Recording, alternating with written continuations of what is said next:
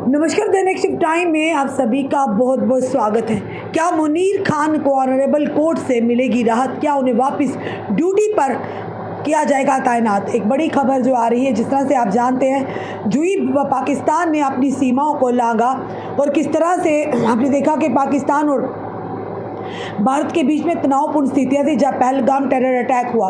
22 अप्रैल का वो काला दिन जब 26 सैलानियों ने अपनी जानें गंवाई थी। उसी के बाद भारत की सेना ने मुंह तोड़ जवाब दिया। पाकिस्तान के 9 आतंकी ठिकानों को, आतंकी की फैक्ट्रियों को ध्वस्त किया।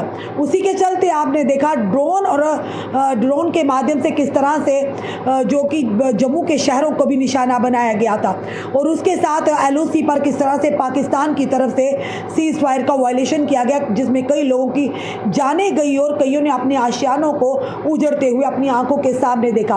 तनावपूर्ण स्थिति में भारत सरकार ने कड़े फैसले लिए। कहा जितने भी पाकिस्तानी नागरिक भारत में रह रहे उन्हें 48 घंटे के अंदर भारत को छोड़कर जाना होगा। उनके वीज़ों को भी रद्द कर दिया गया था। उसी के चलते एक ऐसा दंपति जोड़ा जिसमें मुनीर खान और मीनल खान काफ़ी चर्चाओं में थे और देखा वो तस्वीरें भी आपने देखी जब मीनल खान को वापस पाकिस्तान भेजा जा रहा था। और उसी के चलते और बताना चाहेंगे CRPF की तरफ से मुनीर खान को भी नौकरी से टर्मिनेट कर दिया गया था और ये हवाला दिया था कि मुनीर खान ने अपनी शादी के बारे में विभाग को नहीं बताया था। पर उसी के चलते मुनीर खान ने एक प्रेस वार्ता की जिसमें उसने CRPF के अधिकारियों पर ही इल्ज़ाम लगाए कि मैंने जानकारी दी थी और मुझे यानी कि अननेसेसरी हरास किया गया और मुझे नौकरी से बर्खास्त किया गया। अब मुनीर खान ने कोर्ट का दरवाज़ा खटखटाया। इसी के चलते जो खबर आ रही बताना चाहेंगे CRPF कांस्टेबल ने पाकिस्तान की अपनी चचेरी बहन से शादी करने पर उसे ड्यूटी से बर्खास्तगी को जम्मू हाई कोर्ट में चुनौती दी है, यानी उन्होंने इसे चैलेंज किया है। और वहीं पर बताना चाहेंगे आपको जम्मू कश्मीर के बलवाल निवासी मुनीर अहमद ने जम्मू कश्मीर और लद्दाख उच्च न्यायालय में याचिका दायर कर पाकिस्तानी नागरिक से शादी करने के कारण सेवा से टर्मिनेट किए जाने को चुनौती दी है। बताना चाहेंगे अपनी दलील में उन्होंने कहा है कि उन्होंने पिछले साल 24 मई को यानी कि अपनी चचेरी बहन मीनल खान से शादी के बारे में बल को सूचित किया था। उन्होंने अदालत को बताया कि उन्होंने न केवल राजौरी जिला के सुंदरबनी के सोदरा में तैनात 72वीं बटालियन को सूचित किया, बल्कि भोपाल के मगरसिया में CRPF की 41वीं बटालियन में भी अपनी अंतिम पोस्टिंग के बारे में भी बताया था।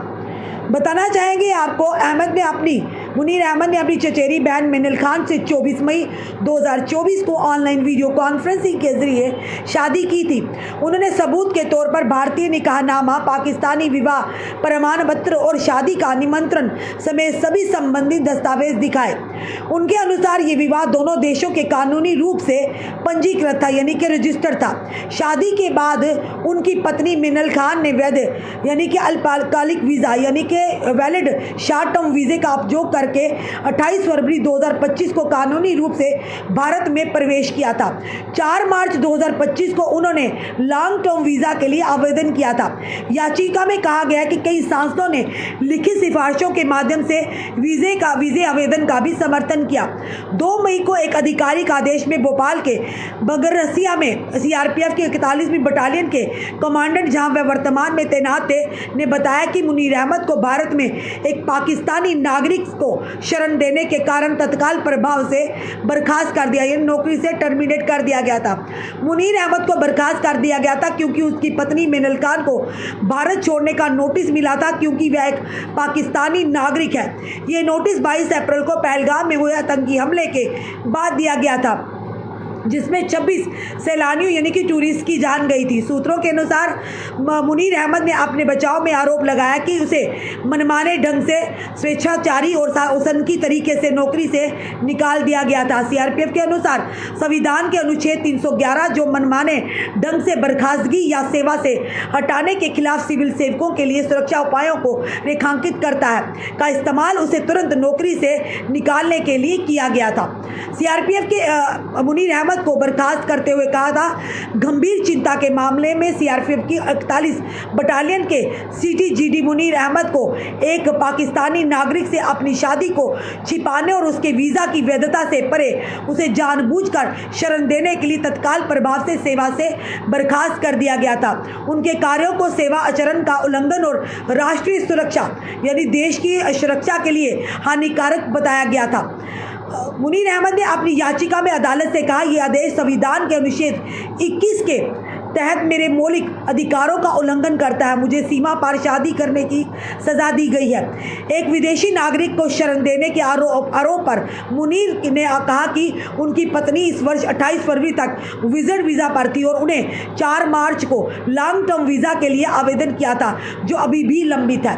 फिलहाल ये बड़ी खबर है। आपने देखा मुनीर अहमद और मीनल खान का जो शादी थी काफ़ी चर्चाओं में थी, और जब भारत सरकार ने कड़े कदम उठाए कि जब पाकिस्तान और भारत के बीच में तनावपूर्ण स्थितियां थी, किस तरह से उन्होंने सीज़फायर का उल्लंघन किया था और पहलगाम टेरर अटैक के बाद भारत सरकार ने कड़े फैसले लिए थे और उसी के चलते पाकिस्तानियों को भारत छोड़कर जाने के लिए 48 घंटे की मोहलत दी गई थी और जो नहीं जाता उन पर कार्रवाई भी हुई थी।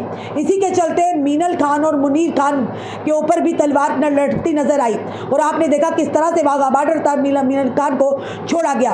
पर वहीं पर अगर बात करें तो कोर्ट का दरवाज़ा जब खटखटाया गया, उसी के साथ यही नहीं बल्कि मुनीर खान को नौकरी से बर्खास्त भी किया गया। ये कहा जा रहा था कि मुनीर खान ने अपने विभाग को सूचित नहीं किया था अपनी शादी के लिए, उसी के चलते मुनीर खान को बर्खास्त कर दिया गया और ये भी कहा कि देश की सुरक्षा के लिए खतरा हो सकता है कि एक पाकिस्तानी को शरण देना।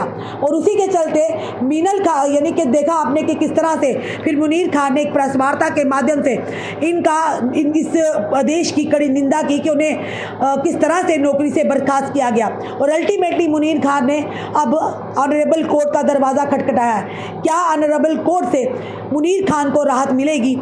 ये बड़ा देखने वाला रहेगा कि क्या ऑनरेबल कोर्ट मुनीर खान के हक में फैसला करेगी, क्योंकि देश की सुरक्षा से देश से बढ़कर कोई नहीं है। देश सर्वोपरि है और देश की जब रक्षा या सुरक्षा की बात आती है तो इस तरह के कड़े फैसले लिए जा सकते हैं। फिलहाल आपका क्या कहना है ज़रूर बताइएगा और इस वीडियो को शेयर कीजिएगा। जुड़े रहिए ऐसे हमारे साथ अगले अपडेट के लिए। जय हिंद, जय भारत।